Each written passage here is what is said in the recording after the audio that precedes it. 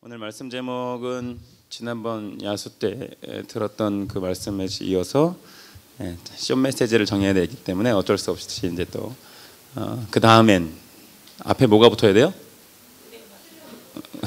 은혜 받은 다음엔, 구원 받은 다음엔, 성령 받은 다음엔 우리가 어떻게 살아야 되나 해서 시즌 2를 지금 말씀을 하려고 합니다. 혹시 그때 못 들은 분들을 위해서 잠깐 짚고 넘어가면 이전에 드렸던 말씀 이제 출애굽기에 대한 29장에 나온 얘기인데 이제 성막에 관한 얘기들을 기축했어요. 그러니까 출애굽기의 목적, 하나님께서 이스라엘 백성들을 애굽에서 꺼내온 목적은 뭘까요? 무엇이냐면 구원하기 위함이잖아요, 그죠? 출애굽을 했다는 것은 하나님께서 어둠에서 우리를 살려주셨다는 거예요. 근데 우리는 그걸로만 알고 있단 말이에요. 출애굽기를 그냥 구원해 내셨다라는 것 정도만 알고 있지만 출애굽기의 상당한 내용은 출애굽하고 다음에 구원받은 다음에 그 다음의 일들을 적어놓고 있다는 얘기죠. 그 다음에 얘기를 들어보면 성막을 만들고 성막을 다 만들고 난 다음에 무엇이 임했냐면 하나님의 영광이 임하는 그런 일들이 출애굽기의 후반부에 나타납니다. 그런데 우리는 가끔씩 그냥 구원받은 데에만 초점을 맞추고 거기에만 이제 출애굽기를 바라보고 있는데 그런 게 아니라는 거죠. 출애굽기는 구원받은 그 다음이 더 중요하다는 거예요. 그렇다면 우리가 저와 여러분들이 구원받은 줄 믿습니다. 네, 그러면 은혜 받으셨나요? 수련회 때? 벌써 가물가물하신가요? 한 1년 전 얘기 같으세요? 이제 한 15일 정도밖에 안 된 일인데 그래도 감사한 건 너무나도 고맙고 감사한 건 우리 목사님들이 다 같이 한 목소리를 그 얘기를 해요. 예전 수련회랑 정말 다른 것 같다. 수련회 끝나고 나면 그 다음 주 예배 때부터 이미 다 해가지고 수련회를 언제 했는지 모를 정도로 그런 느낌이지만 이번 수련회는 정말 다른 게 기도 때마다 사람들이 우리 청년들이 불타오르는 기도를 할 때마다 이번 수련회 정말 하나님께서 만져주심이 있었구나. 그리고 올 후반기는 더 기대가 되구나라고 얘기를 목사님들하고 이렇게 볼 때마다 이렇게 얘기를 합니다. 그런 기대감들이 여러분들한테 있어요. 그래서 저희들은 그나마 소망을 갖고 지금 일 후반기를 기대하고 있습니다. 그렇게 부응해 주시리라 믿습니다.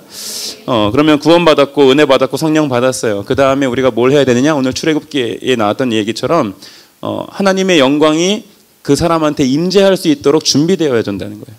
지난 수요일 날 말씀드렸던 얘기는 이거예요. 하나님의 영광이 그 사람한테 임재할 수 있도록 준비되어져야 된다는 거예요. 어떻게 해야지 되냐? 하나님께서 영광이 임재하시려고 그들에게 뭘 요구하셨냐면 성막을 얘기하셨어요. 성막을 지어라. 내가 임재할 성막을 지어라. 어떻게? 이렇게 정확히 요거대로 나무는 몇 개를 세우고 지성소와 성소를 구별하고 그다음에 뭘 하고 뭘 만들고 다 만들어 일일이 하나하나 다 만들어 주셨어요. 다 지목하셨어요. 어떻게 하라고?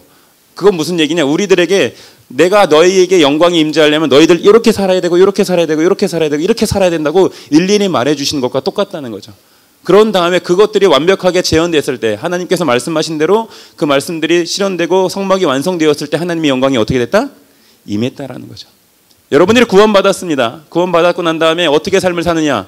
구원받기 이전에 은혜 받기 이전의 삶의 모습으로 돌아간다면 하나님의 영광은 여러분들의 삶 가운데 없다는 거예요. 임재 없다는 겁니다. 그렇지만 구원받고 은혜 받고 난 다음에 뭘 하느냐? 하나님께서 말씀하신 대로 그것을 따라하면 이거대로 요거대로 하나님 굳이 문을 이쪽에다 만들어야 됩니까? 이쪽에 만들면 안 될까요? 그러면 하나님의 영광은 없다는 거예요. 이건 무슨 말이에요? 순종하면 하나님의 말씀대로 순종하는 자에게 뭐가 임한다? 하나님의 영광이 임한다라는 겁니다. 그 얘기를 이제 지지난주 우리 야수 때 했어요. 그래서 오늘 이어서 하는 얘기는 이제 요한복음의 이제 가지에 대한 얘기가 나와요. 열매를 맺는 가지에 대한 얘기가 나오는데 이것도 같은 맥락에서 보시면 돼요. 포도나무가 있고요. 가지가 있습니다. 가지가 따로 열매를 맺을 수 있나요? 없나요? 가지는 포도나무에 붙어 있어야지만 열매를 맺을 수 있다는 겁니다. 나무에 붙어 있어야지만 생명을 누릴 수 있어요. 그렇다면 물어볼게요. 나무가 있고 가지가 있는데 그 열매는 누가 만든 거예요? 나무가 만든 거예요? 가지가 만든 거예요? 잘 대답해야 돼. 나무가 있고 가지가 있어요. 열매는 누가 만든 거야? 나무가 만든 거지. 열매는 나무가 만든 거, 가지는 거기에 열리는 것 뿐이에요. 열리는 것 뿐이에요. 그런데 희한한 건 가지가 열매를 못 맺으면 어떻게 돼요? 누구 책임이야?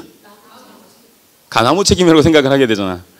아니라는 거죠. 왜냐하면 잘 들으세요. 가지가 나무에 붙어 있으면 뭘 맺어요? 열매를 맺을 수 있어요. 그러면 나무에 가지가 제대로 붙어 있지 않으면 못 맺는 거지. 열매를 못 맺는 이유는 가지가 나무에 제대로 붙어 있지 않기 때문에 그런 거예요. 예. 열매를 맺는 건 당연히 가지에만 붙어 있으면 열매를 맺어요. 그럼 열매를 못 맺는 이유는 무엇이에요? 가지가 나무에 그냥 모양만 있는 거예요. 붙어 있는 모양. 우리 여기 갈릴리실에 들어가면 나무 있죠. 나무에 가지들이 여러 가지가 있어요. 그죠? 예. 그게 열매를 맺을 것 같아요, 걔네가? 걔네는 열매 못 맺어요. 모양이거든요. 왜 꽂혀 있는 척 하는 거예요? 예. 꽂혀 있어요, 그냥. 근데 꽂혀 있는 척 하는 거죠. 걔네들은 열매를 못 맺는 거예요. 마찬가지입니다.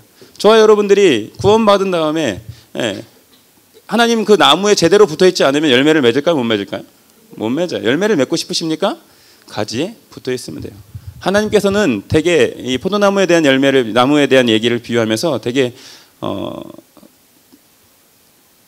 무서운 얘기를 하시는데, 포도나무가 있고 가지가 열매에 붙어 있지 않으면 어떻게 한다고 그랬어요?